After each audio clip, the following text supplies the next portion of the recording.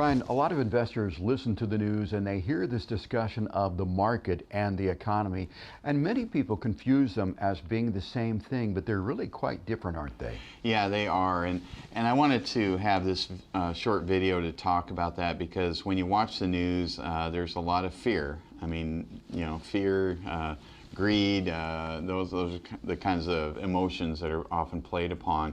And it really affects people's ability to invest sometimes, or their inability to invest, because they're so worried about so many different things. So they'll hear about things like for instance, what we just went through, or are going through, the COVID, the global pandemic, people losing their jobs, and things happening, and that aren't good for the economy. But that doesn't necessarily mean you shouldn't be investing in the market, because they are two different things. One of the old sayings is, what's the definition of a recession? Well, that's when your neighbor loses their job, and the definition of a depression is when you lose yours. And so we've got, some differences between what, let's say, the market and the economy. One difference might be the economy could be your local stores and restaurants and different people's jobs that were affected by COVID, definitely affected them. The market are publicly traded companies that we're investing in, or real estate investment trusts, or bond markets, or whatever your definition of the market is. That is something completely different from what the economics of a particular area is doing in particular jobs. We do not invest in our 401k plans in the local restaurants, or local jobs, or different things like that. We invest in publicly traded companies. Can the economy more affect someone's investment portfolio versus the market? I mean, how do they differ in terms of your planning portfolios? Yeah, so by understanding that differentiation, what I'm trying to do is get, there's just a lot of fear. A lot of people come to me just fearful.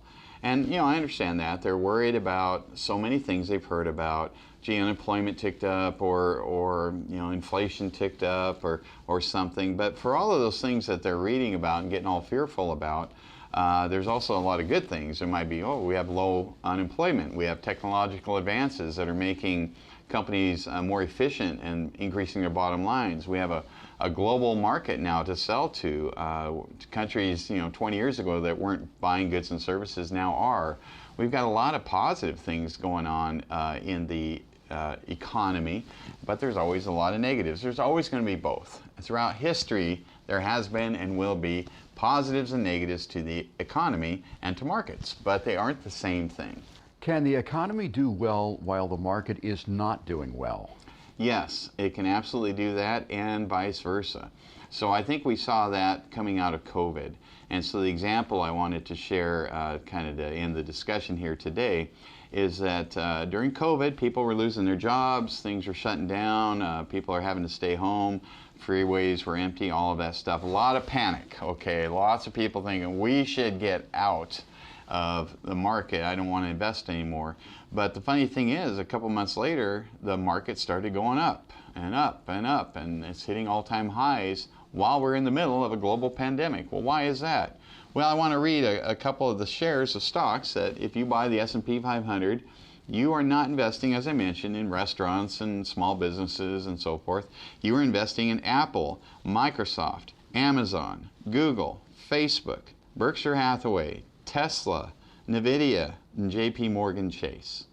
These companies did great during the pandemic. They made all the record profits and so forth. So the market, the companies that were in the market were doing great, even though potentially the local economy was not doing very well at all. Brian, if someone has a proper plan, does it really matter as much what the market or the economy is doing? No, it doesn't. You should be investing for long term, that that there's going to be times when the market's down, and we don't really understand why, or when it's up and we don't really understand why.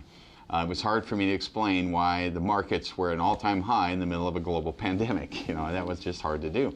And so really with a long-term plan, we have to just remember that markets go up over time if you're diversified. I remember when the Dow was 1,500, And now, and then I've seen it cross 35,000. So I know during my lifetime markets go up, and I want to be invested in them. There are reasons not to be at different points in your life, but however, for the most part, we want to stay invested and have a plan for that. Brian, thanks for telling us more about the difference between the market and the economy.